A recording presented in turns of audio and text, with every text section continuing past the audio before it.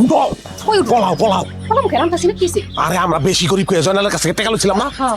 এখন ওই জয়নাল টেকা নিতে চাইতেছে নিজের বাড়ি ঘর থেকে আমি কই যাবো এখন তাই? আচ্ছা একটা কাজ করি বুঝছো জয়নাল তুমি কইবা যে আমার বাতক ব্যাধি হয়েছে মুখ বেঁকা হয়ে গেছে আমার আতঙ্ক দিটা আবার কি? প্যারালাইসিস এত বুঝতে পারবো না বাতক ব্যাধি হয়েছে মুখ বেঁকা হয়ে রফিক গেছে রফিক রবি রফিকের কি হয়েছে? আমার শ্বাস হয়ে গেছে হ্যাঁ শেষ হয়ে গেছে গা। কিছু বুঝতে পারছেন না। আরে আপনার গেছে আর ভাঙ্গা গেছে। আর ছোটা বেঁকা হয়ে গেছে ছোটা ব্যাগ হয়ে গেছে। ওটাকে চলে না আর পায়েও সমস্যা হইছে।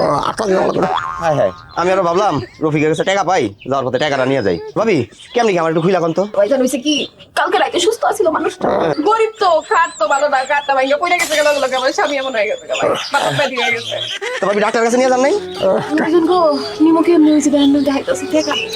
আমরা গরিব মানুষ। টাকার অভাবে আমার বন্ধু চিকিৎসা হবে না এটা তো হইতে পারে না হ্যাঁ এলন ভাবি এনে 2000 টাকা আছে এটা রাখেন কি হয় না হয় জানেন আর বন্ধু আল্লাহর উপরে ভরসা রাখো মন সত্য রাখো তোমার সুস্থ হইতে হইব হ্যাঁ সমস্যা নেই ভাবি তাহলে যাই টাকা টুকা লাগলে আমার আরো কই না আরো দিব সমস্যা পরে নেই আরো লাগবো বাচ্চা দিনা আকরে টাকা তো দিয়ে যা সমস্যা নেই ভাবি দিয়ে দেবো দে ভাই ভাবি যাই তাহলে ভালো থেকো বন্ধু ওই টাকা তুই বলো শোন ঠিক আছে আরে গেছে গা তো আমরা দিনে করতেছি কিছু আর টাকা দিমু কে টাকা আমারে দিছে না আমি করছি টাকা দে তুই জি না আমি টাকা দিতাম না টাকা আমার কাছে থাক। দিবি না টাকা না দিমু অসুবিধা শাড়ি দিয়ে আছে না এই শাড়ি নিয়ে বেসবো আমি এখন শাড়ি বেচবা মানে শাড়ি বেচবা কে টাকা দিবি না তুই তাহলে বেসবো আমি সবাই আছেন